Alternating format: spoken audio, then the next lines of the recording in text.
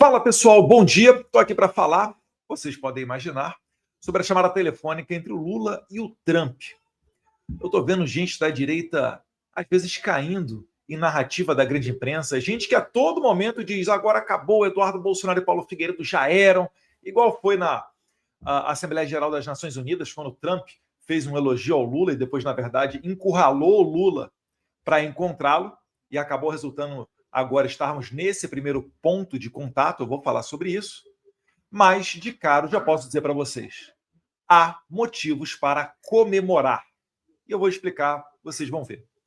Eu começo aqui pegando um gancho num vídeo que eu vi do Caio Coppola, em que ele abriu, fez uma preliminar muito boa. Ele relembrou a matéria aqui do Lula. Deixa eu tirar aqui o meu rodapé, porque vocês já me seguem. Mas ele faz aqui uma lembrança de dias antes da eleição do presidente Trump, em novembro do ano passado, o Lula declarou apoio à Kamala. E ele falou essa pérola aqui, né, que os Estados Unidos, fala até na Folha de São Paulo para não dizer que é mentira, né? Lula sugere que vitória de Trump nos Estados Unidos seria nazismo com outra cara. Isso aqui tem menos de um ano. Então, daqui você extrai uma conclusão, que não vai fugir dessas duas alternativas. Ou o Trump é uma pessoa horrível, e o Lula não tem problema com isso, né? Em lidar com uma pessoa horrível, caracterizada pelo próprio Lula como nazista, ou o Lula está mentindo, o que também não seria de surpreender ninguém. Mas ou ele é uma pessoa que lidar com gente horrorosa, sem problema nenhum, e ou ele é uma pessoa que mente descaradamente. Eu acho que isso daqui tem que ser a porta de abertura para a gente começar a entender tudo que está ocorrendo nesse momento. Mas antes disso, né, antes dessa... Não é nem crítica, né? Isso é um xingamento, isso aí é engraçado. O pessoal da imprensa não chama isso de ataque, né? Chamaria de crítica. Você vê pela nota do Itamaraty que o Lula fez pedidos ao Trump com relação à tarifa, etc.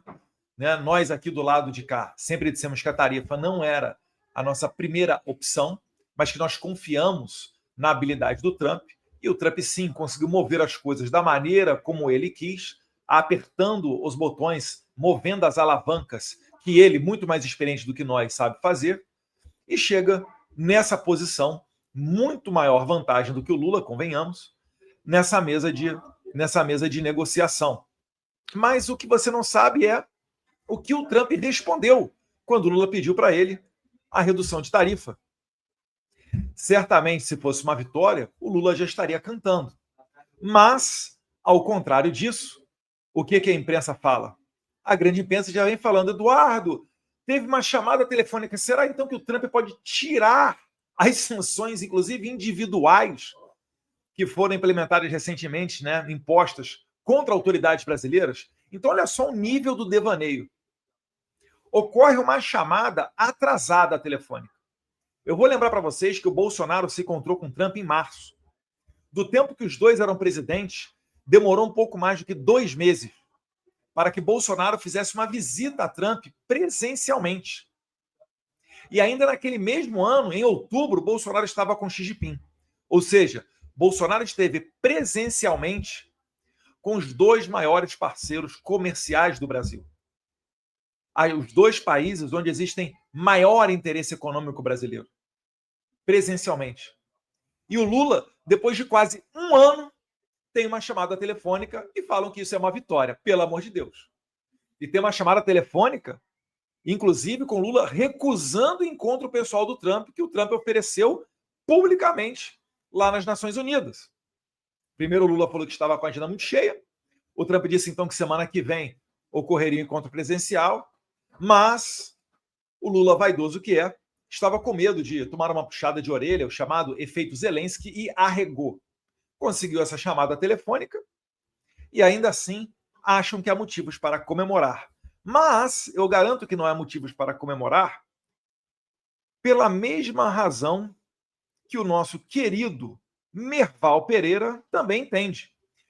Conversa foi boa, mas Marco Rubio não é bom sinal.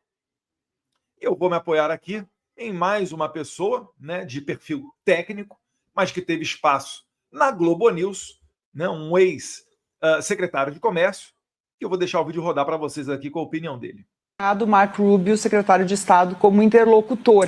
Com a indicação do Rubio, é que a parte política tem uma relevância muito grande. Que esse fator político vai estar sobre a mesa de negociação, mas tem outros temas. Então, repara, enquanto uma parte da imprensa fala que não haverá fator político, ministros celebram porque Trump não falou da parte política, esqueceu, ignorou o Bolsonaro, dizem eles.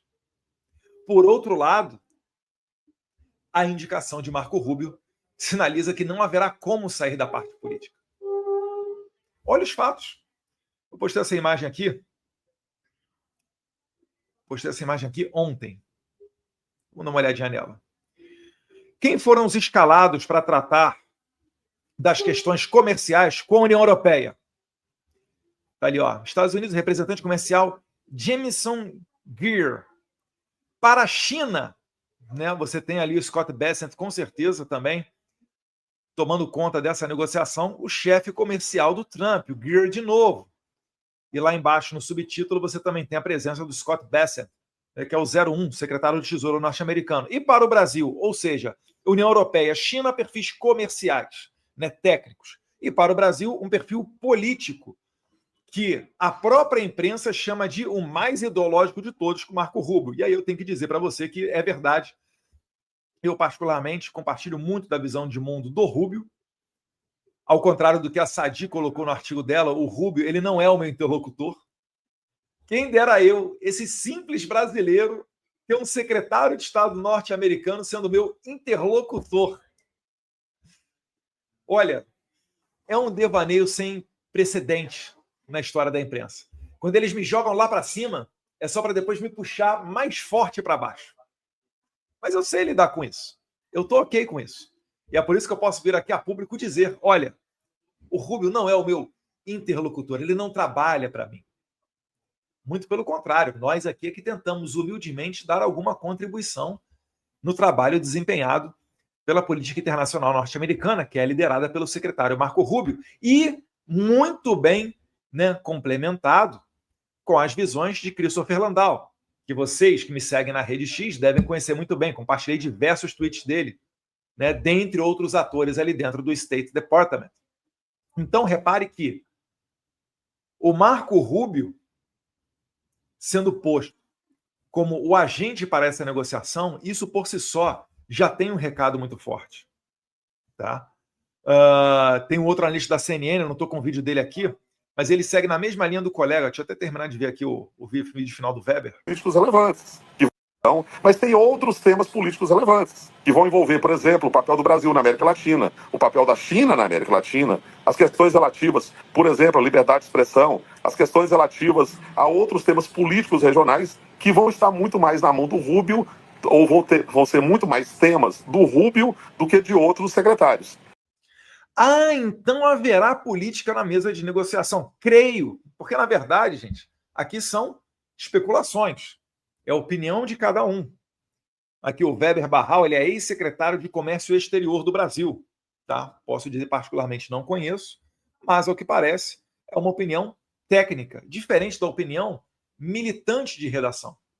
E ele finaliza. É interessante notar que nas outras negociações, por exemplo, com a China, está sendo liderado pelo Bessent, que é do Tesouro, junto com o Lutnick. Com a União Europeia está o Lutnick com o Greer, que é o USTR, o secretário de Relações Comerciais. Nesse caso, não. Nesse caso, a liderança é do Rubio e isso diz muito sobre a relevância dos temas políticos. Perfeito. E vocês aí, vocês conhecem o Marco Rubio? Deixa eu mostrar um pouquinho para vocês. Eu sei que de boa parte dos brasileiros ele é conhecido, mas ainda dentro da direita, por óbvio, né, por compartilhar a visão de mundo muito igual à nossa, de levantar as bandeiras da liberdade, ser contra a censura, sempre dar opiniões contrárias ao regime escravocrata cubano, à narcoditadura do Nicolás Maduro. Mas eu queria trazer para vocês aqui uma sequência de tweets do Marco Rubio, para, se por acaso você não conhecer, você entender melhor quem o Trump nomeou para intermediar essas negociações com o Brasil. Alguns tweets aqui, né, ainda são do tempo que ele era senador pelo estado da Flórida. Os Estados Unidos estão sancionando uma rede-chave de apoio ao violador de direitos humanos Alexandre de Moraes, incluindo sua esposa e a holding deles, o Instituto Lex. Que isto sirva de aviso a quem ameaça os interesses dos Estados Unidos, protegendo e respaldando atores estrangeiros como Moraes. Vocês serão responsabilizados. E aí, será que o Merval Pereira tem ou não tem razão para estar preocupado? As perseguições políticas conduzidas pelo sancionado violador de direitos humanos, então ele faz questão de deixar público, né, o secretário de Estado norte-americano, que o Moraes é um sancionado violador de direitos humanos. As perseguições políticas do Alexandre de Moraes continuam, uma vez que ele e outros membros do STF do Brasil decidiram injustamente pela prisão do ex-presidente Jair Bolsonaro. Os Estados Unidos responderão adequadamente a essa caça às bruxas. Se o adequadamente tiver que passar por massagear o ego do Lula para que seja aberto esse canal de diálogo, o Trump é uma pessoa que pensa America First, o interesse dos americanos em primeiro lugar, ao contrário do Lula, que se recusa no primeiro momento a se encontrar com a maior potência econômica mundial por conta da sua vaidade. Mas não para por aí não, tem mais tweet aqui do Rubio. Opa. POTUS é President of the United States, tá? Então, é o presidente dos Estados Unidos, o US Treasury, que é o Tesouro norte-americano, comandado pelo Scott Bessent, que comanda, está embaixo dele, o OFAC, o Office of Foreign Assets Control. Então, Trump e Bessent sancionaram o ministro do Supremo Tribunal Federal do Brasil, Alexandre de Moraes, por meio do programa de sanções Global Magnitsky, por graves violações de direitos humanos. Que isso sirva de alerta a todos que atropelam os direitos fundamentais de seus compatriotas. Togas não oferecem proteção contra a justiça. Vamos lá, mais um aqui do Rubio. O presidente dos Estados Unidos deixou claro que em seu governo responsabilizará cidadãos estrangeiros responsáveis por censurar a liberdade de expressão protegida nos Estados Unidos. Aqui ele está falando muito do caso da Flávia Cordeiro, tá? Cidadã americana que o Alexandre de Moraes mandou uma ordem de prisão contra ela devido a postagens dela. A política de caça às bruxas do ministro do STF do Brasil, Alexandre de Moraes, veja bem, ele repete a frase usada na carta do Trump, caça às bruxas, contra Jair Bolsonaro, criou um complexo de perseguição e censura. Essa é uma palavra muito utilizada aqui nos Estados Unidos, tá? O Censorship Industrial Complex, o complexo industrial de censura. Tão ampla que não apenas viola direitos básicos dos brasileiros, mas também se estende além das fronteiras do Brasil para atingir os cidadãos americanos. Vale lembrar que o Moraes toda hora tentava dar ordens às redes sociais para bloqueios mundiais, não só referentes ao Brasil também. Finaliza no último parágrafo, Marco Rubio. Portanto, ordenei a revogação imediata dos vistos de Moraes e seus aliados no tribunal, bem como de seus familiares diretos. Aqui, se não me engano, foi aquele fatídico dia onde foi decretada onde colocaram tornozeleira no Jair Bolsonaro e censuraram. Então, no mesmo dia, isso foi na sexta-feira, o Rubio revogou o visto de 8 ministros do STF, dentre eles o Barroso, que sentiu muito esse golpe. Mas não acaba por aí. O Rubio, ele é descendente de imigrantes cubanos. Então, ele, dentro de casa, ouviu os horrores da ditadura cubana. É por isso que ele conhece muito da estratégia comunista, inclusive de mudar de nome, de se chamar revolucionário, bolivariano, socialista, depois vai para progressista, mais atualmente. Mas, no fim, é tudo a mesma coisa, né? E ele bota aqui, finalizo com este post, Lula da Silva do Brasil é o mais recente, isso aí no tempo que ele era senador, é o mais recente líder da extrema esquerda a encobrir a natureza criminosa do narco-regime de Maduro. Veja, o Rubio já fala em narco-regime, palavra que eu aprendi aqui com o Eduardo Bittar. Ele é que falou para mim, Eduardo, não é só uma ditadura, é uma narcoditadura. Os narcos, né, os traficantes de drogas, se apossaram da Venezuela. No mesmo sentido, o livro do Leonardo Coutinho, Hugo Chávez, O Espectro, onde denuncia-se ali que até aeronaves militares e passaportes diplomáticos venezuelanos eram utilizados nas operações de tráfico internacional de drogas. E está ali o Rubio. Lula da Silva do Brasil é o mais recente líder da extrema esquerda a encobrir a natureza criminosa do narco-regime de Maduro, dias após se encontrar com o presidente Biden. Com a fraca política externa do governo Biden, os tiranos da nossa região se sentem encorajados a buscar apoio internacional. Ou seja, esse tempo o Rubio ele era secretário. Hoje, ele está na posição dessas autoridades que ele criticou no passado. E por que ele criticou? Criticou porque o Maduro era livre, leve e solto para fazer relações com o Brasil, para correr, para se fortalecer o regime, um regime que oprime, né, igual o cubano, que inclusive utiliza muito da expertise cubana, utiliza a fome como instrumento político. Enfim, este é o Marco Rubio. E aí eu pergunto para vocês, dia de vitória ou dia de derrota? Para a esquerda ou para a direita? Ou melhor, para aqueles que apoiam as liberdades ou para os que apoiam regimes como o venezuelano? Pode ter certeza, gente, se a imprensa se apressou e até bateu a cabeça para tentar vender para vocês que foi uma vitória, é porque não foi uma vitória. O Merval, ele é uma pessoa que ainda tem, né, uma sinceridade, uma autenticidade e transparece, em diversos momentos, uma opinião muito mais próxima da realidade do que seus colegas da Globo News. Mas ainda da Globo News, se eles abrem espaço para uma voz mais técnica, como a do Weber, você vê que o assunto político não foi retirado da mesa. E eu confirmo isso, Sacramento, com a nota do Itamaraty. Porque se o Lula pediu o fim do tarifaço e não fala qual foi a resposta, ou até agora nós não vimos nenhuma redução, é porque, ao menos neste primeiro momento, não houve vitória para a esquerda. Então, menos.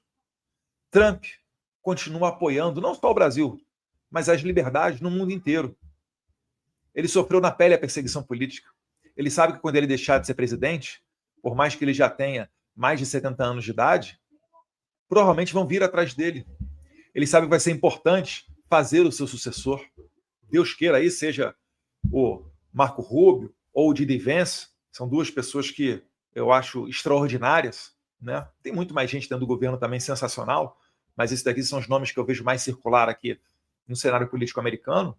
Mas o Trump vai querer dar continuidade a essas políticas pró-liberdade. Então ele entende o seu papel central, principalmente no Ocidente, nessa guinada para limpar a besteira deixada para trás pelo Biden no mundo inteiro. Como, por exemplo, um Alexandre de Moraes forte, a ponto de controlar eleições e ainda querer se meter em 2026.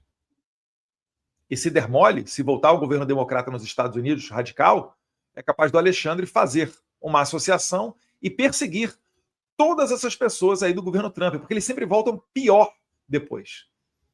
Se o Jason Miller no passado foi detido, pode ter certeza.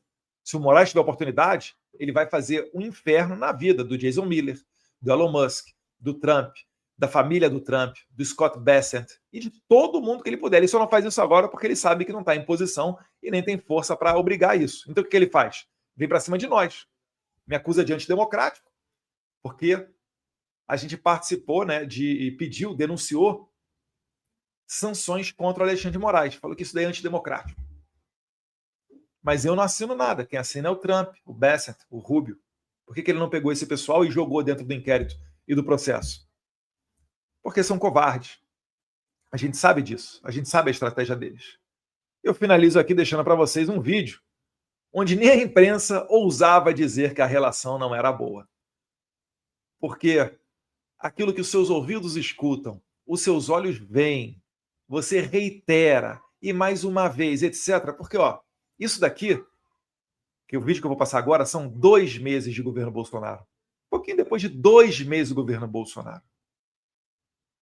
A gente vai ver aqui o Trump ao lado do Bolsonaro, na Casa Branca, sem medo de tomar esporro, porque é uma pessoa que tem a conduta ilibada, é a pessoa que tem uma conduta correta, por isso que faz tudo na frente das câmeras, é a mesma pessoa na frente e atrás dos holofotes, e ainda sobrou até, humildemente, para o filho. Acho que saudade do presidente Bolsonaro preso injustamente e nada da União da Direita fazendo um movimento pela soltura desta prisão ilegal do líder da direita. Tem muita gente travestido de direita que está olhando ali só para querer ter a oportunidade dele ser o líder, o protagonista. A vaidade é realmente um problema no ser humano.